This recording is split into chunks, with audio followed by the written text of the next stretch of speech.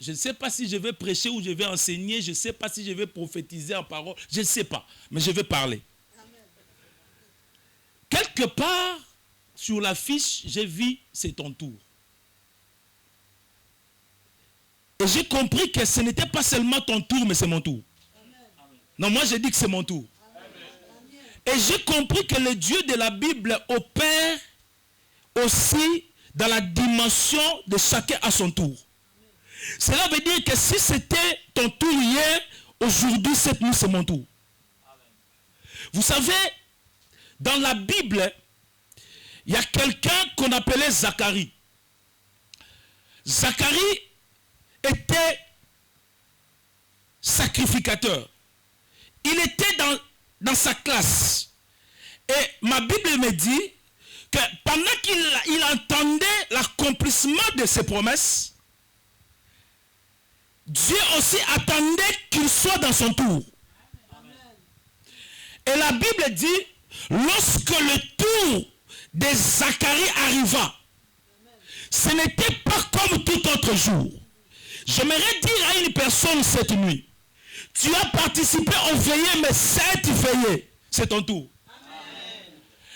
Zacharie avait l'habitude d'entrer et de travailler pour l'œuvre de Dieu. Mais ce jour-là, ce n'était pas un jour comme tout autre jour. Cette veillée, ce n'est pas une veillée comme toute autre veillée. J'aimerais que tu crois avec moi que Dieu va faire des choses que tu n'as jamais vues. Zacharie entrait comme d'habitude. Quelqu'un est venu dans cette veillée comme par habitude. Zacharie entrait comme par habitude. Mais ce jour-là, Dieu a libéré un ange. Je vois un ange que Dieu est en train de libérer dans ta vie parce que c'est ton tour. Ah, si tu crois avec moi, tu peux voir 3 personnes. Tape, dis c'est mon tour, c'est mon tour, c'est mon tour, c'est mon tour, c'est mon tour. Est-ce que tu peux faire ça? Oh, si c'était moi à ta place, j'allais même faire 4. C'est mon tour, c'est mon tour, c'est mon tour. C'est mon tour. Plus tu le fais, plus tu crois. Parce que c'est un problème de tour. Je vois encore dans la Bible, il y avait quelqu'un qui était paralytique. Pendant 38 ans, chaque jour, il attendait son tour. Mais ce jour-là, son tour est arrivé. Parce que l'eau ne l'attendait plus. L'eau est venue vers lui. Voilà pourquoi ce jour-là, pendant que tout le monde était guéri, lorsqu'ils sortaient de l'eau, ils étaient mouillés. Mais ce jour-là, cet homme-là a reçu un miracle à sec. Amen. J'ai dit ton miracle sera différent de tout autre miracle. Amen. Non. J'ai dit à quelqu'un, c'est ton tour. Amen. Mon introduction risque d'être très longue. Je suis toujours dans mon introduction. J'ai dit c'est ton tour. Amen. Vous savez, le jour où j'ai vu que c'était mon tour, j'ai dit waouh, je dois être là. Parce que je crois que c'est mon tour. Je ne sais pas ce que Dieu va faire dans ta vie. Mais je sais une chose, que parce que c'est ton tour, ça ne te ratera pas. J'ai dit à quelqu'un, ça ne te ratera pas. Ah! Le thème que je veux partager, c'est voici l'agneau de Dieu. Laissez-moi continuer dans mon introduction d'expliquer le contexte et d'expliquer le mot que je vois dans ces thèmes. C'est quoi un agneau?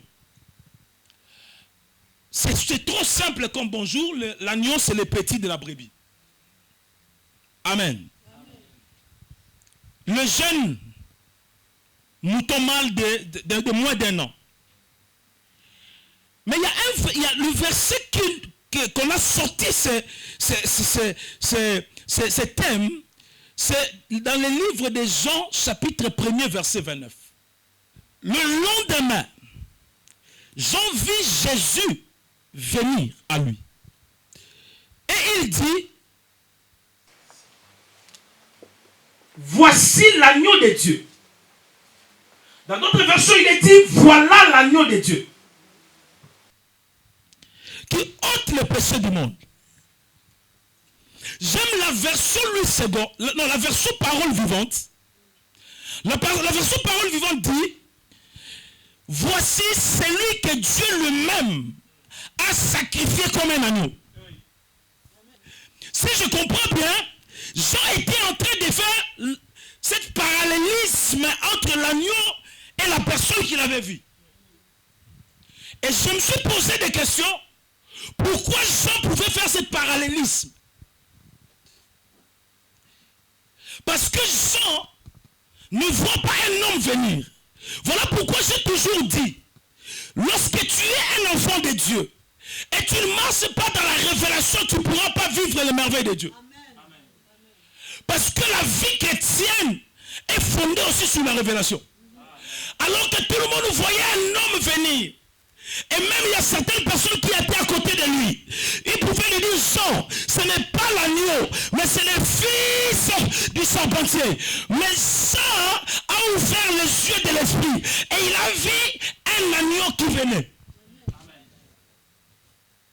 Lorsque tu es un enfant de Dieu, tu dois comprendre que dans la révélation, il y a des choses qui s'opèrent ici. Ne vois pas la vie chrétienne dans les yeux physiques. Ouvre les yeux de la révélation. Ces jours-là, Jean a vu un agneau. Alors que tout le monde voyait que c'était un homme qui venait. Pour vivre les surnaturels, il faut voir, il faut monter dans la dimension de la maturité des choses de Dieu. Est-ce que je peux parler? Il a présenté l'agneau. Mais nous sommes en train de chercher l'agneau. Mais cette histoire n'a pas commencé là. Je me suis posé une question. Pourquoi Jean, alors que tout le monde voyait que c'était un homme qui venait, mais Jean voyait que c'était un agneau? Pourquoi? Cela me ramène dans un verset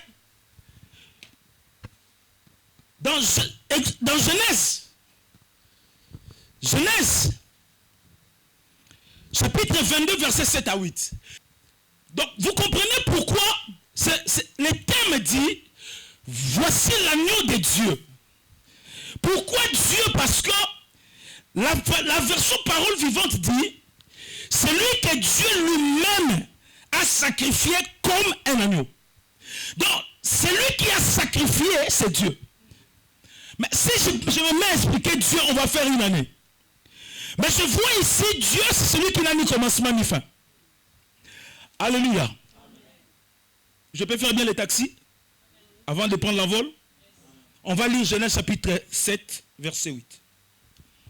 Quelqu'un d'autre me prépare le deuxième verset, Luc chapitre 2, verset 25 à 26. C'est cela c'est cela mon texte de base.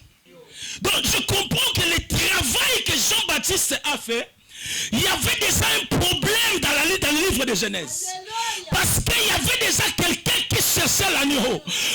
Quelqu'un avait déjà posé la question, où est l'agneau? Beaucoup de gens aujourd'hui n'ont pas encore trouvé l'agneau. Voilà pourquoi ils souffrent. Voilà pourquoi ils ont des problèmes. Parce qu'ils ont trouvé des gens, mais ils n'ont pas trouvé l'agneau. Et il y a des dimensions où Dieu te cache l'agneau. Parce que Isaac, en cherchant l'agneau, il n'a pas trouvé l'agneau. Ce jour-là, ce n'était pas l'agneau parce que ce n'était pas le temps. J'aimerais dire à quelqu'un, c'est ton temps aujourd'hui. Si tu n'as pas été guéri hier, ce n'était pas ton temps. Parce que l'agneau ne pouvait pas venir avant le temps. Voilà pourquoi, là-bas sur la montagne, Isaac n'a pas vu l'agneau. Isaac a vu un bélier. Ce n'était pas le temps. Mais là, je vois quelqu'un qui est en train de pleurer. Isaac est en train de dire, papa, où est l'agneau? Je vois encore quelqu'un qui est en train de pleurer. Il dit, mais Seigneur, pourquoi tu ne m'as pas visité hier?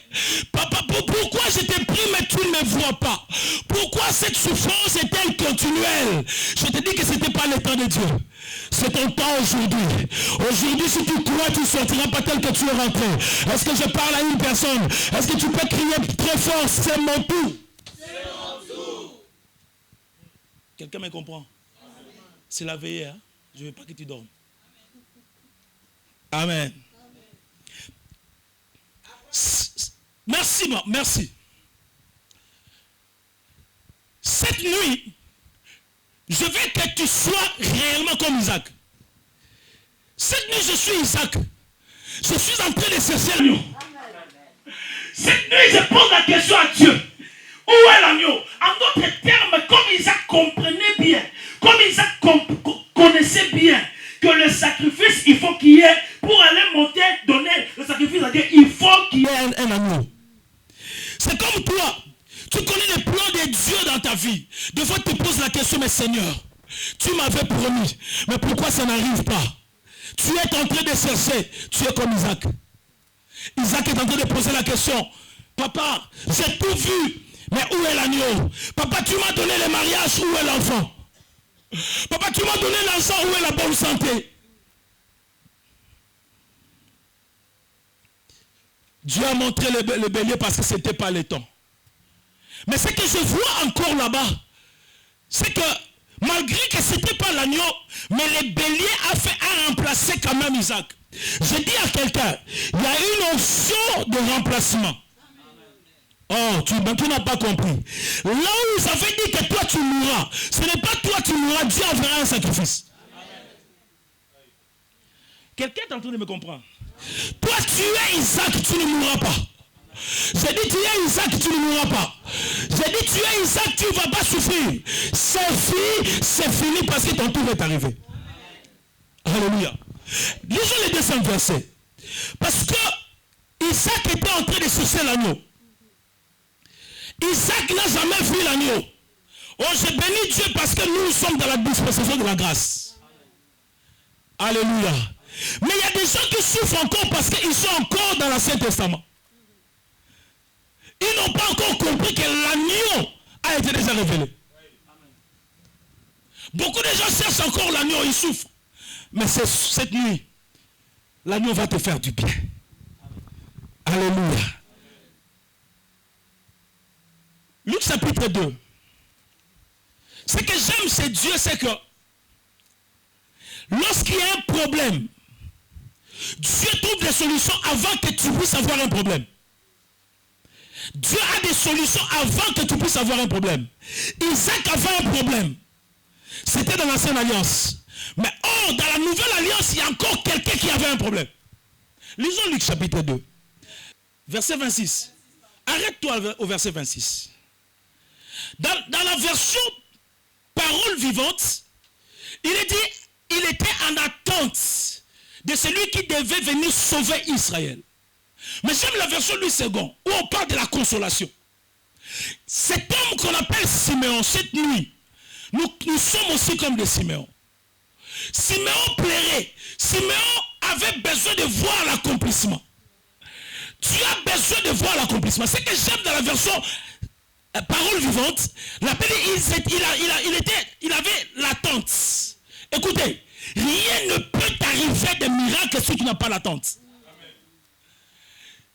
Quelqu'un qui a l'attente, c'est quelqu'un qui a la foi. C'est quelqu'un qui a soif de voir la main de Dieu. J'ai ouvert une parenthèse et fermé. J'étais en train de dire un jour, généralement lorsque vous voyez, les hommes de Dieu sont là. Les hommes de Dieu font le service. Surtout s'ils commencent à prier pour les gens.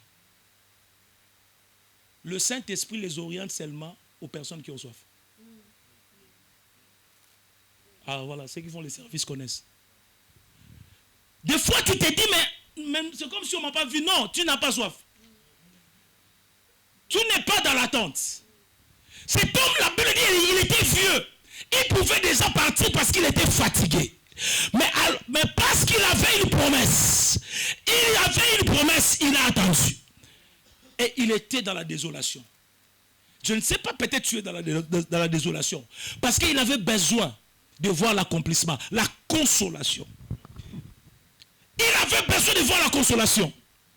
Et la consolation, c'était le Christ. La version là dit le Christ, mais il y a une version que j'ai lue, j'ai oublié le nom, où on remplace le Christ par l'agneau. Cela veut dire que cet homme Siméon, il attendait l'agneau. Il était dans l'attente de l'agneau. Parce que c'est l'agneau qui apporte la consolation. Je m'aimerais dire à une personne, il y a des gens qui se sont mariés, croyant que le mari ou la femme va lui porter la consolation, c'est faux. Il y a des gens qui ont pris l'argent, croyant que l'argent n'apportera pas la consolation. La consolation, c'est seulement l'agneau. Alléluia. Siméon, il attendait la consolation. La consolation d'Israël. Or, Israël, c'est le peuple de Dieu. Il y a des gens qui me disent, j'entends quelqu'un dire, moi je suis un enfant de Dieu, je t'ai pris, mais à quand ma consolation? Israël était dans le même cas que toi. Alléluia. Israël était semblable à une femme qui cherchait une consolation. La consolation devait venir où? Israël aussi était dans la désolation. Non, mais j'aime Dieu. Alléluia. J'aime Dieu. La consolation commence lorsque tu donnes ta vie à l'époux. Et là, la consolation commence. Aussi longtemps que tu cherches d'autres médecins, tu vas perdre tout comme la femme a perdu de sang. Jusqu'à ce que tu viens voir l'époux. Alléluia. Est-ce que je peux parler? Je dis à quelqu'un, c'est ton tour aujourd'hui. Je dis, tu ne mourras pas. Siméon n'est pas mort. Je dis, tu ne mourras pas. Jusqu'à ce qu'il a vu la consolation. Alléluia. L'agneau ne peut pas te décevoir. L'agneau, c'est celui qui console. Mais pendant que Simon était en train de pleurer, c'est que j'aime Dieu. Dieu est un Dieu qui arrange le mouvement surnaturel pour notre bien. J'étais en train de dire, si Dieu jouait aux dames, il aurait été le meilleur damiste du monde. Parce qu'il sait quand il donne le pion, il sait quand il retire. Pendant que Simeon était en train de pleurer, il y a encore une autre personne qui était en train de pleurer. Nous sommes en train de voyager ensemble. Apocalypse chapitre 5. Quelqu'un était en train de pleurer. Jean était en train de pleurer. Bien-aimé dans le Seigneur.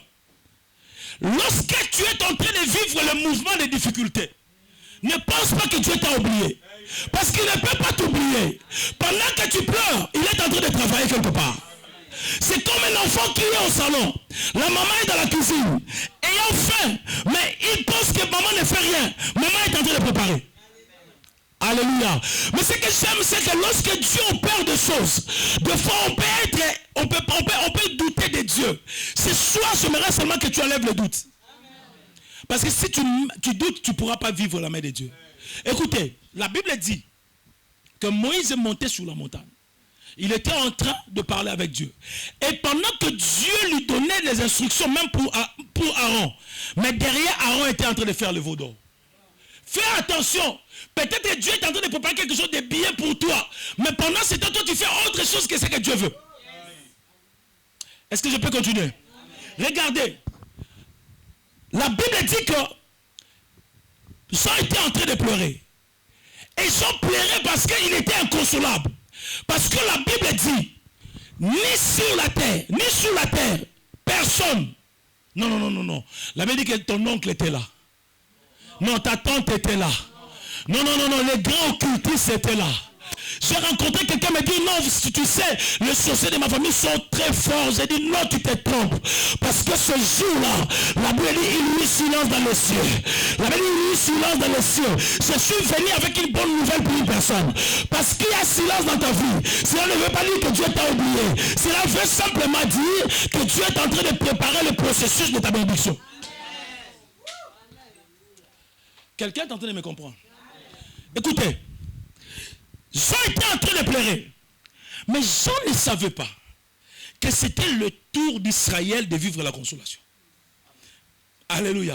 Vous savez, Dieu est capable de pleurer le surnaturel même quand tu ne t'attendais pas.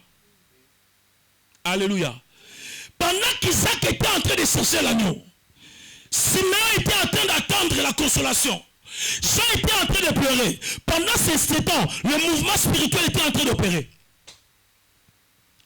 Et la Bible dit, Luc chapitre 1 verset 28 à 33. Qu'est-ce que Dieu était en train de faire dans le monde spirituel? Ça c'est une prophétie, ça je parle à toi. Dieu est en train de faire quelque chose. Pendant que les gens là étaient en train de chercher, d'autres étaient en train de pleurer, mais qu'est-ce que Dieu faisait? Bien aimé, je suis venu avec une bonne nouvelle pour toi. Pendant que Jean était en train de pleurer, pendant que Simeon était en train d'attendre, Dieu avait déjà libéré un ange vers Marie. J'ai dit, il y a quelqu'un que Dieu déjà a libéré un ange pour toi. J'ai dit, pendant que tu pleures, Dieu déjà a libéré le processus de ta bénédiction. Dieu a déjà fait. Siméon ne savait pas, Jean ne savait pas, mais Dieu avait déjà libéré. Un ange est venu, il a commencé à féliciter Marie, avant même que Marie ne s'en rende compte. Oh, il y a des félicitations qui feront dans ta vie, avant que tu comprennes que Dieu a déjà opéré. Ah, si nous étions à Gethsemane, les gens allaient crier. Parce que là, je suis en train de prophétiser là. Je dis, c'est là ton cas. Pendant que tu pleures, Dieu a déjà libéré un ange. Et je suis venu dire à une personne, même si les hommes ne peuvent rien faire, Dieu va libérer un ange. Vous savez pourquoi Dieu libère un ange? Parce que l'ange, on ne peut pas le stopper. Ce jour-là, Pierre était dans la prison. Personne ne pouvait arriver. Mais Dieu a libéré l'ange parce que l'ange, on ne peut pas le stopper. J'ai dit, Dieu va libérer quelque chose dans ta vie et personne ne pourra le stopper. Oh. Il y a quelqu'un qui me dit, nous sommes au mois de novembre là. Il y a des choses que j'ai entendues depuis le début de l'année. J'ai prophétisé, j'ai parlé, j'ai entendu des promesses. Mais toi encore, tu viens nous parler. Je suis venu dire à une personne, peu importe la façon dont tu es entré dans cette année. Parce que dans ma Bible, je vois, la Bible dit, lorsque Ruth est entrée, lorsque Ruth est entrée, il est entré derrière le moissonneur. Ruth chapitre 2, verset 4. Il est entré pour glaner, elle était derrière le moissonneur. Mais quelques temps après, la Bible dit qu'elle n'était plus derrière le moissonneur. Elle était venue à côté du moissonneur. Et quelques temps après, Dieu a changé la situation. Ruth est venue devant le moissonneur. Parce que Ruth, qui était entrée derrière, elle est devenue la maîtresse de Boaz. J'ai dit, tu peux entrer, peu importe la façon dont tu es entré cette année. Mais j'ai dit, tu ne sortiras pas tel que tu es entré. Je dis à quelqu'un, tu ne sortiras pas tel que tu étais entré. Parce qu'il y a quelque chose qui sort dans ta vie. Reçois cela mon fils, reçois cela mon fils, reçois cela mon fils. Que cela se fasse dans ta vie. Au nom de Jésus, je dis, peu importe la façon dont tu es entré. Tu peux entrer derrière le moissonneur, où les gens te négligent. Tu peux entrer malade, tu peux entrer avec des problèmes. Tu te poses des questions. Tu dis, mais je ne vois pas l'agneau. Je ne vois pas l'agneau. Où est l'agneau? Où est l'agneau? Tu peux pleurer. Tu entres derrière. Mais tu ne sais pas qu'il y a un mouvement spirituel qui se fait. Tu ne resteras plus derrière. Parce que tu vas te retrouver devant. Est-ce que je parle à quelqu'un? Vous voyez? Siméon ne pleure pas. Il y a déjà un programme. Ce que j'aime chez Dieu, c'est que nous l'appelons Alpha Oméga. Mais en réalité, il est Oméga et Alpha. Est-ce que je peux parler à quelqu'un? En réalité, il est Oméga et Alpha. Ça veut dire, lorsqu'il te promet, cela veut dire qu'il n'a, ce n'est pas veut dire qu'il a commencé maintenant. Ça veut dire qu'il a déjà fini. C'est quand il finit qu'il te dit. Et toi, quand tu entends, tu penses que c'est comme ça, que c'est maintenant qu'il commence. Non. Il commence d'abord par être Oméga. Après, toi, tu vas découvrir qu'il était Alpha. Quelqu'un a compris?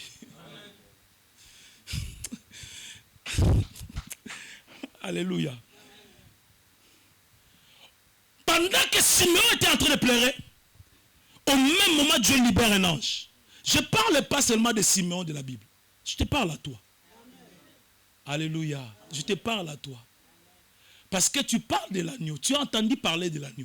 Mais des fois, tu dis, mais je n'ai pas encore vécu l'expérience que j'ai besoin. Je n'ai pas encore vécu les surnaturels. Tu es peut-être dans la dimension d'Isaac. Tu poses la question, où est l'agneau? Tu es peut-être dans la dimension de Siméon. Tu attends quelque chose arriver, mais cela tarde encore. Et tu te dis, mais non, je suis devenu vieux. Peut-être que je ne verrai plus l'agneau. Écoutez, j'aimerais dire à une personne, Dieu n'opère pas selon le temps des hommes. Il opère selon son temps. Écoutez, les Grecs, j'aime les Grecs. Les Grecs appellent le temps des hommes Chronos. Et le temps de Dieu Kairos. Mais ce que j'aime, c'est Dieu. La Bible dit que Dieu est le maître des temps de circonstances. Cela veut dire quoi? Dieu entre dans il sort du Chronos, il sort du Kairos, il entre dans le Chronos pour opérer le Kairos. Je vais répéter ça. Dieu sort du Kairos, c'est-à-dire de son temps. Il entre dans ton temps pour faire le Kairos. Je parle de Sarah, je vais donner un exemple. C'est pas dans, je donne un exemple. Vous me prenez mes minutes. Dans le temps des hommes, Sarah ne pouvait pas avoir l'enfant. Parce que Sarah, selon les médecins, 2 fois ménopausée. Dans les temps des hommes, rien ne pouvait arriver. Mais dans les temps de Dieu, rien n'était impossible à Dieu. Maintenant, qu'est-ce que Dieu a fait? Puisqu'il est le maître des temps et des circonstances, il est sorti de son temps. Il est entré dans les temps des hommes pour bousculer les temps des hommes, pour mettre en place les temps de Dieu. C'est ça qui va arriver dans ta vie. Ce n'est pas encore trop tard. Ce n'est pas encore fini. Ce qui est fini n'est pas encore fini. Dieu n'a pas encore fini de faire avec toi. Je parle de toi. Je ne sais pas, je t'ai regardé, je t'ai vu avec des larmes aux yeux. Je parle de toi. Oui, tu veux dire ça parce que de nature, c'est difficile que tu sortes tes larmes. Tu me pleures dans ton cœur. Et Dieu te dit, il y a une consolation qui arrive. My God. Est-ce que je peux parler? Écoutez. Voici l'agneau de Dieu qui ôte les péchés du monde. Israël attendait la consolation. Mais la consolation ne venait pas. Il y a 3 choses qui peuvent être la source pour ne pas vivre la consolation de Dieu. Première source, c'est le péché. Le péché peut t'empêcher pour ne pas voir la consolation. Alléluia. Dans la Bible, il y a des gens qui étaient malades et lorsque Jésus les rencontre, il dit tes péchés te sont pardonnés et la personne est guérie. Parce que c'est le péché qui a amené la situation là. Il y a beaucoup de gens à cause du péché. My God. J'ai suivi mon mentor, mon père spirituel. Il est allé faire un service. Et pendant qu'il faisait le service, le démon de mari de nuit était en train de sortir dans la vie d'une personne. Et qu'est-ce que le démon disait? Vous me chassez, je sors. Mais parce qu'elle vit dans le concubinage, je vais retourner. Voyez-vous? La porte est restée ouverte. Et voilà pourquoi il y a beaucoup de gens. Vous savez, j'ai remarqué dans mon ministère, au début de mon ministère, avant que je commence à prêcher cela, des personnes que j'imposais les mains, quelques temps après, leur situation devenait de plus en plus difficile. Pourquoi? Le problème, c'est que beaucoup de gens viennent chercher l'agneau, mais ils ne sont pas préparés. La Bible dit, lorsque vous chassez un démon, il sort, il va, il commence à revenir pour regarder. La Bible dit, s'il trouve la maison ornée et balayée, qui a orné? L'onction. Qui a balayé? La présence de Dieu. Mais si Jésus n'est pas entretenu là-bas, la Bible dit, il va retourner prendre 7 autres démons plus puissants que lui. Et il viendra s'imposer dans ta vie. Voilà pourquoi je dis, si tu n'es pas encore prêt, ne viens pas chez l'agneau. J'ai fait peur à quelqu'un. Parce que là, j'ai enlevé le sucre, j'ai ajouté un peu des choses amères. C'est pour t'éviter le diabète. Amen. Alléluia. Le péché est amer. Je ne peux pas te dire c'est quoi le péché. La Bible dit tout ce qui n'est pas le produit de ta conviction est péché. Lorsque tu commences déjà à dire, mais est-ce que c'est que je fais ici est bon ou c'est pas bon, c'est un péché. Alléluia. Amen. Deuxième source, le diable. Alléluia. La Bible dit qu'il y avait une femme qui était courbée pendant 18 ans. Et la Bible insiste pour dire, c'est le diable qui la tenait captif. Ah mon Dieu. Je préfère que ce soit le diable. Si c'était péché, je bénis Dieu parce que ta rencontre avec l'agneau ce soir va ôter les péchés. Mais si c'est le diable, je bénis Dieu parce que la Bible dit il est venu pour détruire les œuvres du diable. Ça veut dire lorsque l'agneau arrive, c'est pour détruire les œuvres du diable. J'ai une bonne nouvelle à t'annoncer, c'est que les œuvres du diable dans ta vie sont détruites. Amen. Alléluia. J'ai une mauvaise nouvelle pour les œuvres du diable. J'ai une mauvaise nouvelle pour le diable et ta famille. Parce que cette nuit, ils vont partir, ils vont te laisser. Pour ne plus revenir. Troisième source, ça peut être Dieu. Alléluia. Lazare était malade. Une situation difficile. J'aime ce que la Bible dit. Lorsqu'on appelle Jésus, On appelle Jésus, on compose le numéro de Jésus. J'actualise le message. Jésus a répondu à l'appel. On lui dit, Jésus, Lazare, ton ami, celui que tu aimes. My God. Hey, nous avons des amis de Facebook qui mettent les j'aime mais ils ne nous aiment pas. Nous avons des amis qui disent je t'aime mais ils ne nous aiment pas. Mais lorsque la Bible insiste, Lazare, ton ami, celui que tu aimes est malade. C'est là que j'ai compris. Je peux être l'ami de Jésus. Celui que Jésus aime, mais marcher dans les difficultés. Ah, ne mérite pas. Ah, ne mérite pas. Parce que je suis seulement un livre que tu as peut-être regardé seulement la couverture. Mais tu ne connais pas la profondeur. Tu ne connais pas les pages. Et quand tu vas arriver dans la conclusion, tu vas comprendre ce que je suis. Beaucoup de gens aujourd'hui vivent des situations que Dieu les a imposées pour sa gloire. Mais ce que j'aime, c'est Dieu. Que si c'est lui qui impose cette situation-là, lorsque tu vois l'agneau, l'agneau opère quelque chose de surnaturel pour que la gloire revienne à Dieu. Voilà pourquoi Jésus, peu importe la situation qui était devenue de plus en plus difficile, lorsque tu passes les situations, on prie pour toi, mais tu vois comme si la situation s'empire, pose-toi la question.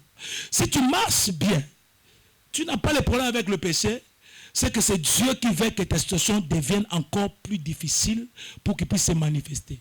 Lorsque tu vas dans l'hôpital, des situations que les médecins reçoivent rapidement, ce sont des personnes, des cas d'urgence. Alléluia. Quelqu'un me comprend? Quelqu'un me comprend? J'ai dit à quelqu'un, Dieu avait permis que ta situation devienne un cas d'urgence. Et maintenant là, tu es aux urgences. J'ai dit à quelqu'un, tu es aux urgences. Tu es aux urgences. Dieu va déployer le médecin et les avocats pour toi. Parce que tu es dans un cas d'urgence. Ah, quelqu'un a compris? Les trois sources. J'ai une bonne nouvelle pour toi. Pendant que tu pleures, pendant que tu souffres, Dieu est en train d'opérer quelque chose. Écoutez ce que l'ange a dit. Apocalypse chapitre 5, le verset 5.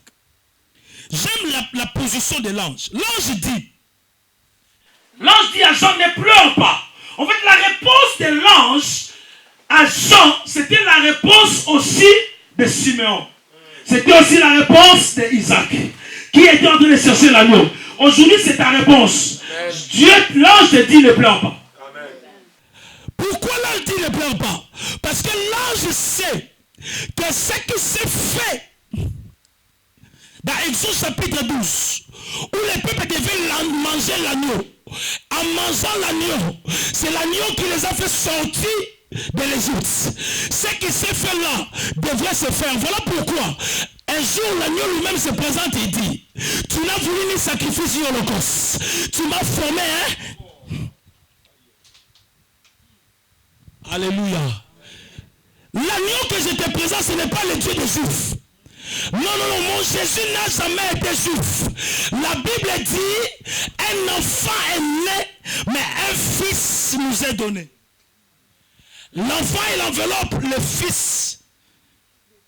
Le Très-Haut, il n'a pas de nationalité. Il n'a ni commencement ni fin. Il vient ce soir pour cesser tes larmes. Il vient ce soir là où il y avait le silence dans ta vie. Il est venu changer les choses. Je vois quelqu'un transformer son deuil à une fête. Je vois quelqu'un vivre de la maladie à la guérison. Je vois quelqu'un expérimenter de la captivité à la délivrance. Parce que lorsqu'on rencontre l'agneau, on ne reste plus la même. Est-ce que je peux parler? J'ai encore le temps où je peux atterrir. Parce que là, je prépare le terrain parce que les hommes d'onction et les femmes d'onction sont là. Ils vont faire le travail. Amen. Je suis en train de bien préparer le travail. Amen. Voilà, je prêche, en même temps je parle avec vous, c'est la veillée. Je ne vais pas monter sans vous. Quelqu'un veut dormir? Gloire au Seigneur. Alléluia.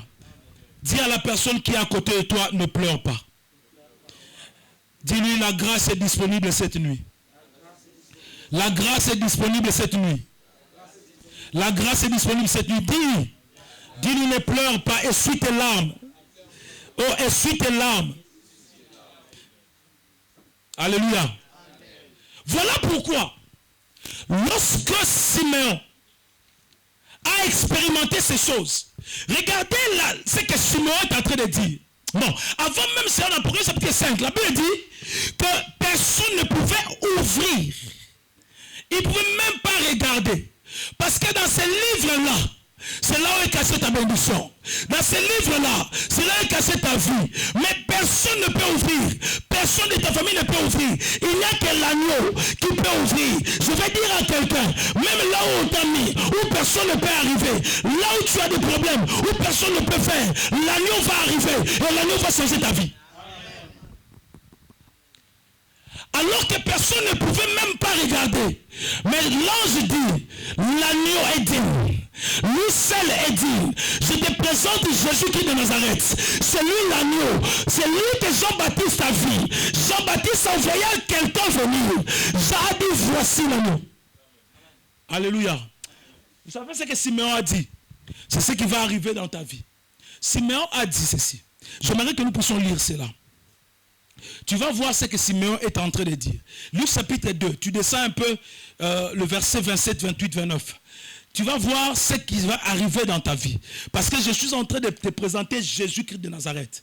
Jésus qui est plus puissant. Jésus qui est capable de transformer une vie. Jésus qui est capable d'appeler les choses à l'existence comme si cela existait. Il est le rond-point, notre rond-point dans les temps et les circonstances. Et même dans l'espace. Quelqu'un peut m'écouter, je vais parler. Quelqu'un peut m'écouter. Lorsque tu rencontres l'agneau, l'agneau change les choses dans ta vie. Les gens qui régnaient dans ta vie, dans le monde spirituel négatif, ils vont descendre et toi tu vas monter. Ah, tu n'as pas compris. Parce que l'agneau, lorsqu'il vient, il est l'occasion de chute de plusieurs. L'occasion de chute de soucis de ta famille. L'occasion de chute de ta maladie. L'occasion de chute de tes démons. Ils vont chuter. Ils vont tomber. Parce que Dieu veut faire l'opération relèvement. Je dis Dieu veut faire dans ta vie l'opération relèvement. Finis tes pleurs. Parce qu'il y a quelqu'un qui est en train non seulement de te suer des larmes, mais d'empêcher pour que tu pleures à nouveau. Il y a un relèvement dans ta vie. Je dis il y a un relèvement dans ta vie. Parce que celui-là, l'agneau, il est en même temps un avocat suprême. Lorsqu'il plaide pour ta cause, il ne peut jamais échouer. Il n'a jamais échoué dans sa vie. Parce qu'il est le meilleur avocat. J'aime ce que la Bible explique. Parce que Jésus est notre avocat auprès du Père. Pendant que les gens disent, il ne peut pas avancer, Jésus est en train de dire à Dieu, je suis mort, j'ai pris sa place. Oh, sur la croix, j'ai dit que tu le sailles. Tout est accompli.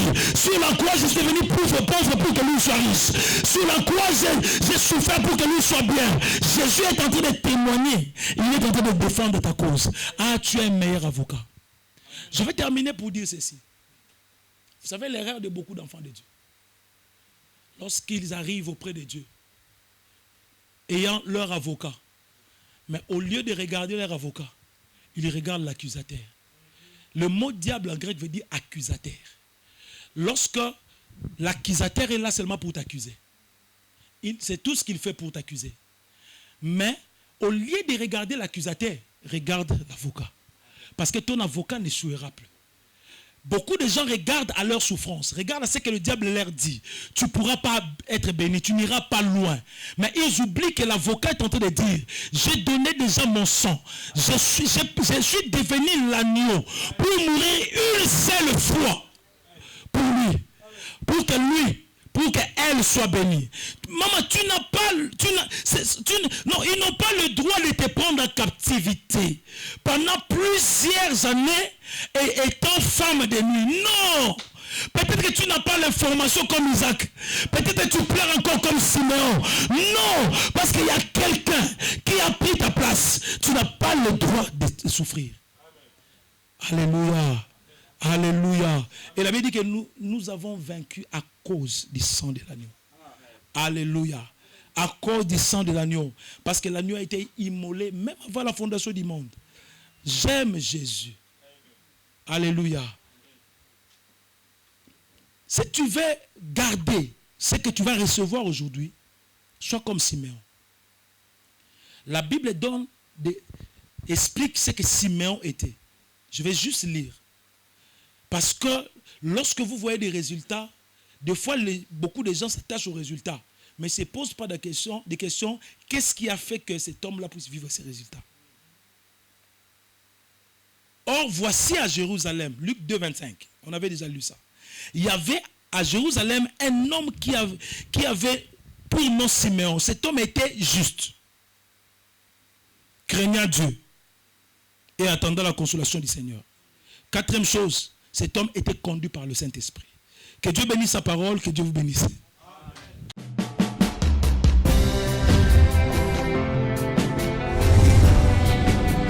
Paris, Paris, Paris, c'est ton tour. Venez nombreux, nombreux. C'est vendredi 27 décembre.